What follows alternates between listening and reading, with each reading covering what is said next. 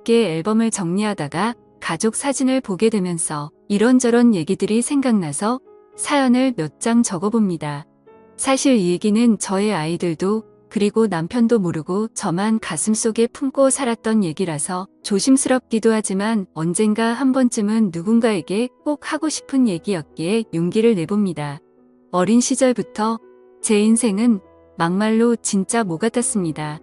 부모가 저를 버린 건지 아니면 돈을 벌러 떠난 건지 정확한 이유도 모른 채 교회 목사님 손에서 자랐습니다.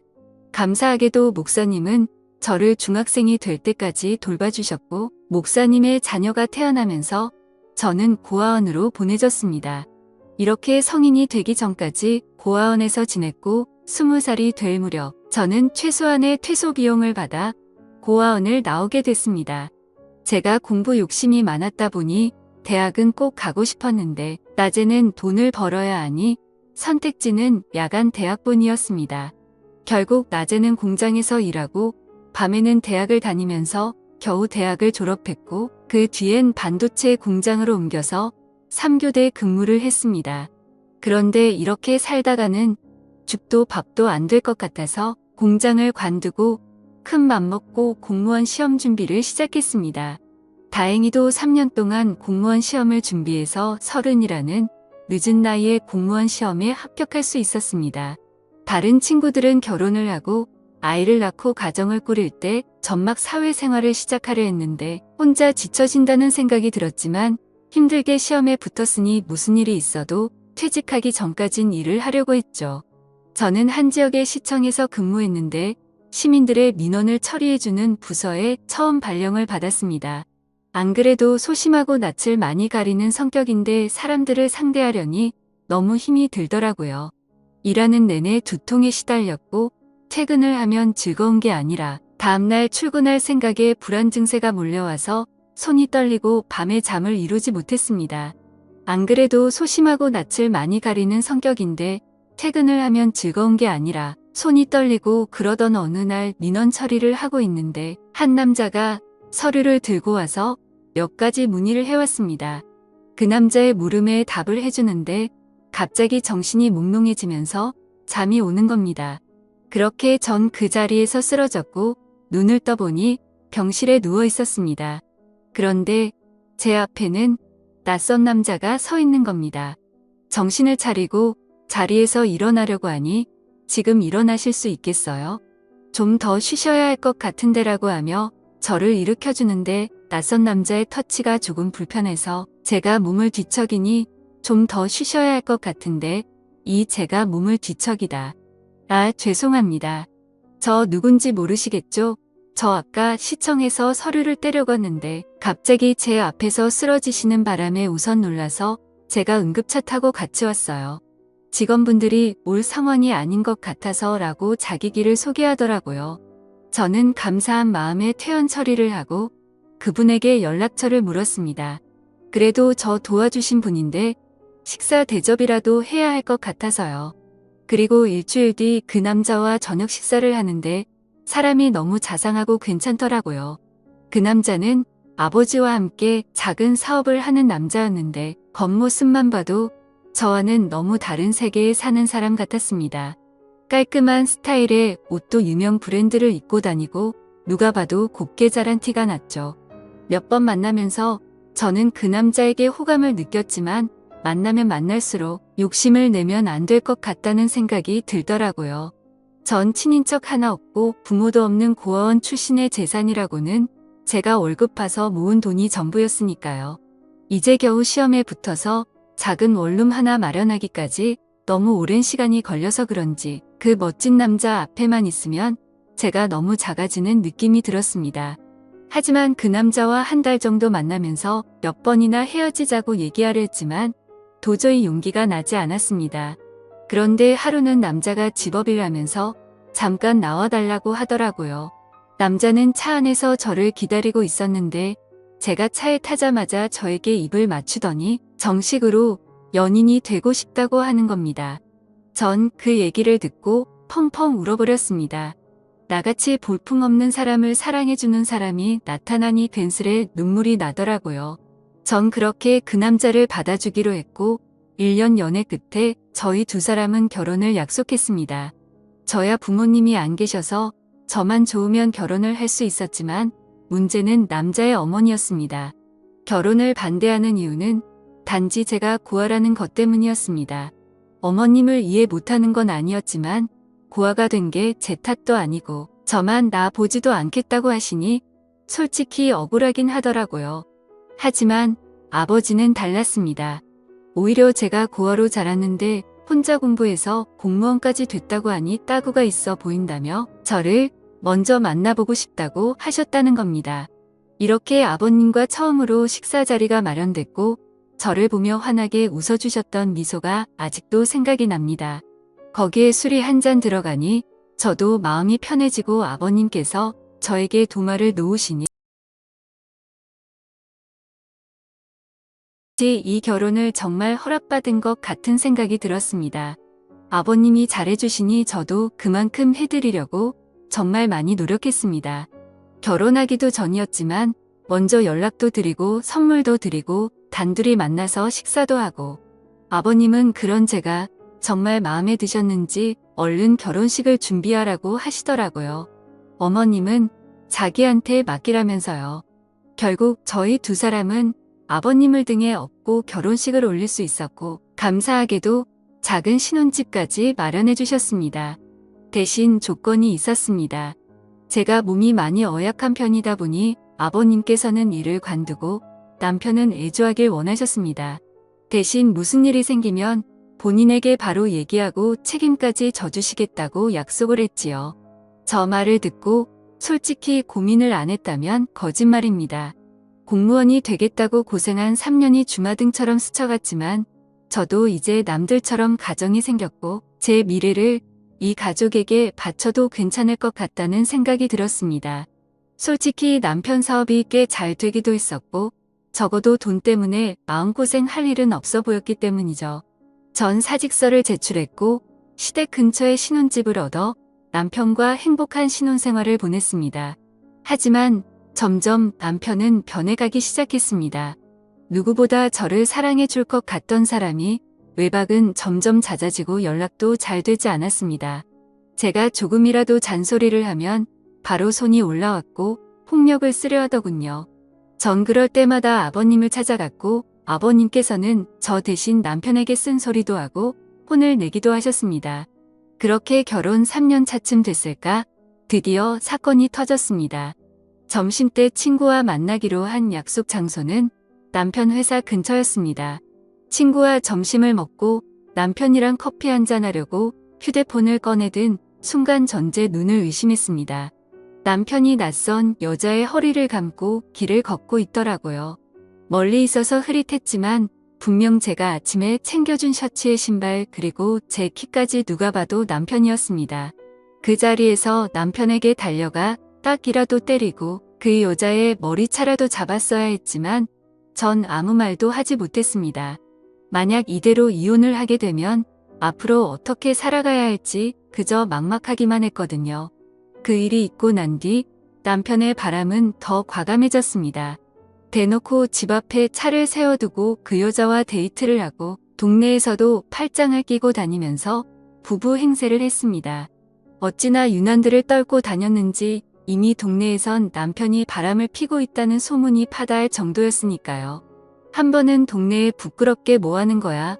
바람을 피려면 조용히 피던가 하고 먼저 한마디 던졌더니 황당하다는 듯 대답하더군요. 여자가 말이야 남편이 집에 오면 좀 살갑게 애교도 부리고 그래야지 목석처럼 앉아서 말 한마디 안 하는데 무슨 재미로 집에 오겠냐 안 그래? 저 말을 듣는데 기가 막히더군요.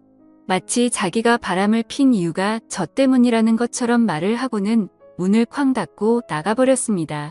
저는 저 말을 꺼내기까지 몇 날 며칠을 고민했는데 고작 돌아오는 대답이 저 따위라니. 이대로 집에 혼자 있으면 이대로 제가 죽어버릴 것만 같아서 누군가에게 위로받고 싶었지만 전화 한 통 걸 곳이 없었습니다.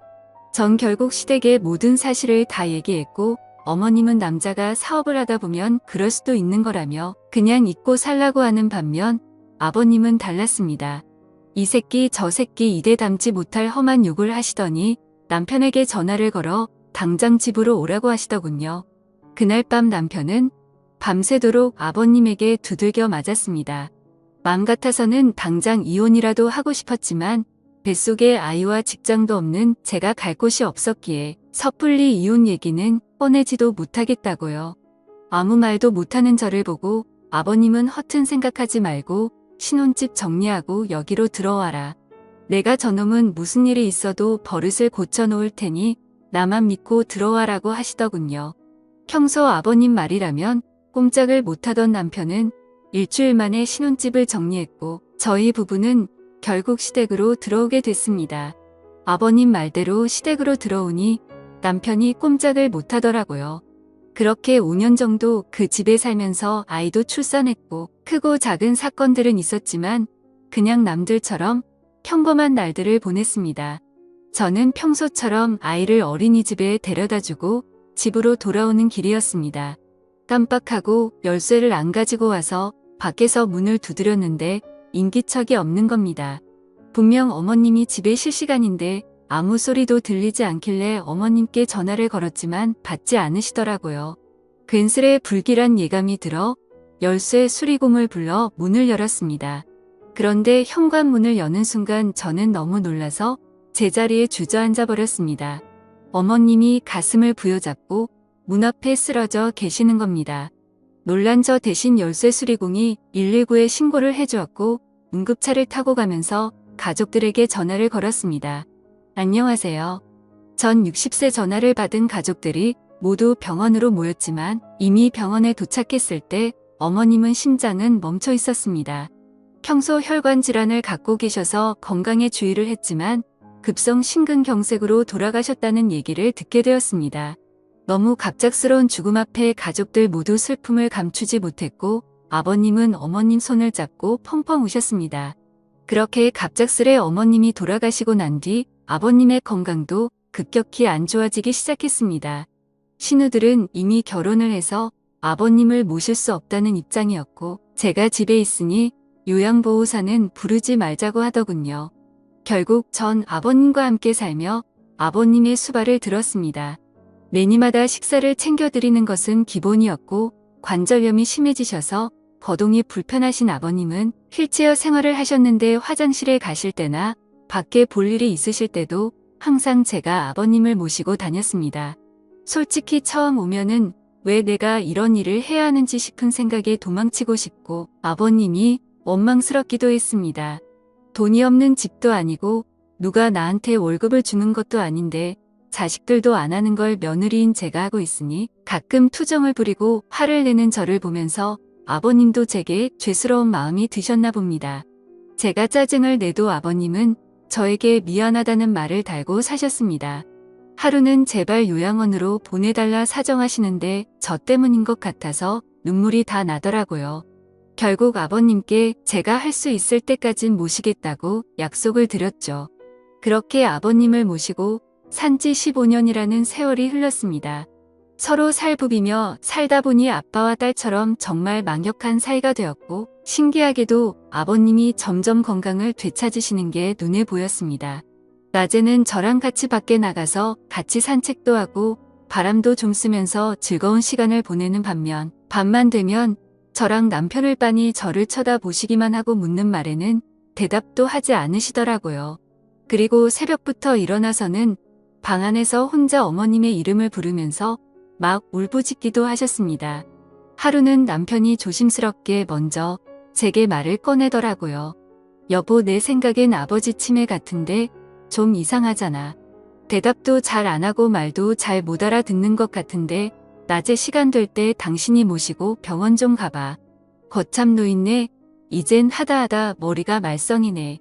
제가 치매 노인을 겪어본 적은 없지만 치매라기엔 아버님은 저와 대화도 잘하시고 장난도 잘 치셨는데 남편이 저렇게 얘기하는 걸 보니 맞는 것 같기도 하고 좀처럼 감을 잡을 수가 없더라고요. 날이 밝으면 아버님을 모시고 병원에 가야 하나 생각하고 침대에 누워 잠이 들렸는데 밖에서 인기척이 들리는 겁니다. 남편은 제 옆에 누워 코를 골며 자고 있고 인기척이라면 아버님뿐인데 뭐가 필요하신가 싶어 밖에 나왔더니 후다닥 방으로 들어가시더라고요. 그 다음 날도 또 다음 날도 아버님은 밤마다 제 방 앞에서 서성이시다가 제가 나오면 다시 방으로 들어가셨습니다. 왜 저러시는 건지 궁금하면서도 별별 생각이 다 들더군요.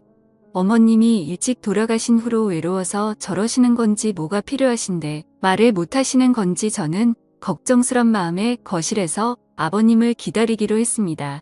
졸린 눈을 비비면서 아버님을 기다리고 있는데 새벽 1시가 넘어서야 아버님이 방에서 나오시더라고요. 그런데 이상하게도 저를 보고는 놀라지도 않으시는 겁니다. 제가 작은 목소리로 아버님, 뭐 필요한 거 있으세요? 저한테 말씀하세요. 라고 했더니 아버님이 제 옆에 앉으시더니 제 손을 꼭 잡으셨습니다. 그리고는 작은 소리로 뭐라고 하시는데 처음엔 무슨 말씀을 하시는 건지 이해가 잘 되지 않았습니다. 그런데 갑자기 아버님이 눈물을 뚝뚝 흘리시는 겁니다. 큰 소리로 울지는 못하시고 숨죽여서 우시는데 저까지도 눈물이 나더라고요. 저는 이유도 모른 채 아버님을 위로해드렸고 아버님은 힘들게 입을 여셨습니다. 희정아, 정말 고맙다. 내가 너한테 정말 고마워서 은혜를 어떻게 갚아야 할지도 모르겠다. 그리고 정말 고생 많았다. 내가 한 번은 꼭 말해야지. 생각을 했는데 정말 고생 많았다. 라고 말씀해 주시더라고요. 15년이 넘는 시간 동안 아버님을 모시고 살았지만 미안하다는 말뿐 고맙다거나 고생했다는 말은 한 번도 해주신 적이 없으셨거든요. 제가 아버님 앞에서 울자 아버님은 저를 꼭 안아주셨습니다. 그리고는 몇 시간 동안 이런저런 얘기들을 나눴지요. 그리고는 동이틀 무렵 아버님은 저에게 작은 종이 한 장을 보여주셨습니다. 그 종이 속에는 유언장이라는 세 글자가 적혀 있었습니다. 그리고 그 유언장에 적힌 내용을 보고 저는 깜짝 놀랄 수밖에 없었습니다. 아버님이 가지고 계신 재산의 일부만 남겨두고 모두 저에게 위임하고 싶다는 내용이었습니다. 가슴에 손을 얹고 저는 돈을 바라고 아버님을 모신 것이 아니라 정말 제 아버지라는 생각으로 아버님을 모신 건데 그 유언장을 보고 마음이 너무 무거워졌습니다. 아버님, 제가 이런 걸 바라고 아버님과 함께 지낸 게 아니에요. 아버님은 그냥 제 아버지나 다름없으시고 제가 잘해드린 것도 없는데 하며 말끝을 흘렸지요. 그럼 알지 내가 왜 그걸 모르겠니? 자식들도 다 마다한 걸 며느리인 내가 해줬으니 거절 말고 받아라. 내 평생 은혜를 갚으려면 이걸로도 많이 부족하다만 이렇게라도 해야 내 마음이 편해질 것 같다. 말씀하시고는 방으로 들어가셨습니다. 그 일이 있고 난 뒤 저 남편 아버님 모두 아무 일 없다는 듯 평범하게 지냈습니다. 저도 아버님도 그날 일에 대해서는 얘기를 꺼내지 않았지요. 그리고 3년 뒤쯤 아버님의 아침상을 차려서 방으로 가지고 들어갔는데 아버님께서 누워서 눈만 껌뻑껌뻑 하시는 겁니다. 아버님 일어나서 식사 드세요. 마늘 장아찌 좋아하셔서 그거 만들었어요. 하고 말씀드리는 순간 헛기침을 크게 하시더니 그 자리에서 숨을 거두셨습니다.